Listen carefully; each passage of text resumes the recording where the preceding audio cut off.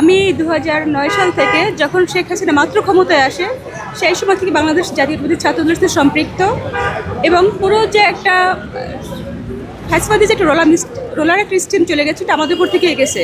আমার সাথে ছাত্ররা অনেকেই তখন রাজনীতিতে ছিল, বাট শেষ পর্যন্ত তারা কিন্তু টিকে থাকতে পারে নাই। অর্থাৎ নর্মালি যেটা হয় রাজনীতিতে সবাই একটা সুসময় যেটা সরকার যে দল সেই দল থেকে সবার আগমনটা হয়, বাট আমার আগমনটা সেভাবে হয়নি। এটা হচ্ছে বাকিদের সময় একটা পার্থক্যের জায়গা। আর আমাদের পথ চলা প্রায় 1.5 যুগের মতো বলা যায়। এই 1.5 যুগে কিন্তু আমাদের বিরতিহীন পথ চলা, এমন না যে আমরা পার্ট টাইম জবের মতো হাফবেলা সংসার বন্ধ সময়ে যে ব্যাপারগুলো করি সেরকম না আর কি। আমাদের পুরো সময়টাই মোটামুটি রাজনীতির পিছনে নিয়ে গেছে, কখনো দলকে সমৃদ্ধ করার জন্য, কখনো নিজেকে সমৃদ্ধ করার জন্য। আর এর বাইরে বাংলাদেশ জাতীয়তাবাদী ছাত্রদলের একজন প্রতিনিধি হিসেবে আমি আমার পার্টিকে দেশের ভিতরে বিভিন্ন জায়গায়, যেমন 2000 খোকন সামল ভাইয়ের যে কমিটি 2020 সাল 21 সালের সময় যে কমিটিটা, ওই কমিটির খুলনা ডিভিশনের দায়িত্বে ছিলাম। তো সেখানকার ছাত্রদলের যারা আছে তাদের জন্য আমি একটা ইন্সপিরেশন। তারপরে এই যে নির্বাচন চলে গেল রিসেন্ট, এই নির্বাচনী পরিষদ ডিভিশনে আমি পোলিং এজেন্ট ট্রেনিংয়ের যে কোঅর্ডিনেশন দায়িত্বে ছিলাম। তো আমার বিশ্বাস যদি এই জায়গাগুলো দল মূল্যায়ন করে, সেটা শুধু ঢাকা ইউনিভার্সিটির বাইরে সব দেশের জন্য এটা একটা ইতিবাচক বার্তা হবে। এটা আমার জায়গা থেকে জিএসটিতে পাঠাগানিতে বলতেন এটার প্রতিষ্ঠার পেছনে আপনার একটা সুন্দর ভূমিকা রয়েছে এবং এটা এই জায়গাটা হওয়াতে এটা পরিপূর্ণতা পেয়েছে। এটা নিয়ে আপনার অবদান এবং এটা নিয়ে ভবিষ্যৎ কোনো কর্মসূচি বা কোনো প্ল্যান আছে? জিএসটি পাঠাগার আসলে আমাদের একটা মোটর উপর দিয়ে তৈরি হয়েছিল, যেখানে আমাদের একটা ভাবনা ছিল। জিয়া রহমানের একটা কথা আছেন, প্রশিক্ষিত কর্মী রাজনৈতিক দলের প্রাণ।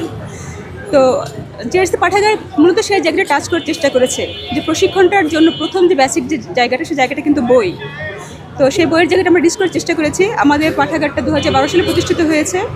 তার পরবর্তীতে আস্তে আস্তে আমরা এখন দেখছেন যে 6 তলায় একটা সুন্দর একটা পরিবেশ নিয়ে আমরা এখানে বসছি এবং ইতোমধ্যে 2023 সালের 4 জুন আমরা সারা দেশে 15টি শাখা উদ্বোধন করেছি এবং আরও কিছু শাখার কাজ চলমান। অলরেডি 20টা শাখা আমাদের রেডি হয়ে আছে, জাস্ট উদ্বোধনের অপেক্ষায়। বাট আশা করছি এখন যেহেতু নির্বাচন চলে আসলে এই কারণে হয়নি, বাট আশা করছি এখন পরবর্তী পরিস্থিতি এসে আমাদের সারা দেশের 64 জেলাতেই হচ্ছে প্রাথমিকভাবে সবগুলো জেলায় শাখা থাকবে এবং পরবর্তীতে এসে আস্তে আস্তে উপজেলা পর্যায়ে ইভেন ইউনিয়ন পর্যায়েও হয়তো আমাদের জিএসটি পাঠাগার কার্যক্রম বিস্তৃত হবে। সংরক্ষিত মহিলা আসলে বিএনপি থেকে 34 জন মনোনীত প্রার্থী ওনারা মনোনীত হবে, তার মধ্যে আপনি মনোনয়ন জমা দিয়েছেন, আপনি কতটুকু আশাবাদী? আমি শতভাগ আশাবাদী, কারণ হচ্ছে আমরা একটা জেনারেশনের প্রতিনিধিত্ব করি। বাংলাদেশের অর্ধেক জনগোষ্ঠী যেমন নারী, একই সাথে আমার যে বয়স, আমার যে ডেমোগ্রাফি, সেই ডেমোগ্রাফির একটা বড় অংশ কিন্তু নারী। সংসদে যারা হচ্ছে ইউথ যারা আছে বিরোধী দলে, তারা সরকারের বিরুদ্ধে যে কথাগুলো বলে সেই কথাগুলোর জবাব কখন হচ্ছে আমাদের বড়রা দিতে পারে না। বাট তাদের ভাষা আমরা বুঝি, তাদের সাথেও আমরা একসাথে ক্যাম্পাসে চলাফেরা করেছি। সো তাদের দুর্বলতাগুলো কোথায় আছে এবং তাদেরকে নিয়ে কী বলা যায়, তাদের কাউন্টারগুলো কিন্তু আমরাই ভালো দিতে পারবো।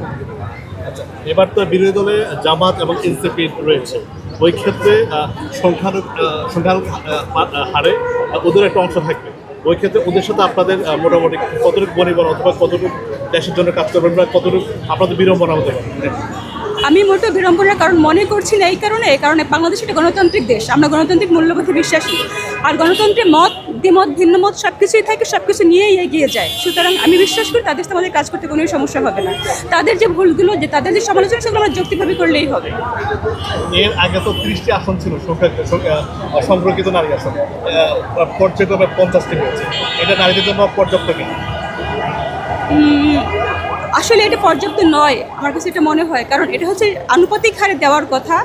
অর্থাৎ বাংলাদেশের যতগুলো শ্রেণী পেশা আছে, নারীরা যে জায়গাগুলোতে দুর্বল, যে সেক্টরগুলোতে কাজ করে, সেই প্রত্যেকটা সেক্টর থেকে প্রতিনিধি নিয়ে এই বিন্যাসগুলো হওয়ার কথা। বিগত যে ইন্টারিম সরকার, তারাও কিন্তু মনে করছে আসলে সংখ্যাটা পর্যাপ্ত নয় এবং তার জন্য তারা 100 সদস্যের জন্য একটা প্রস্তাবনা দিয়ে রেখেছেন এবং বিএনপি সেখানে একমত পোষণ করেছে।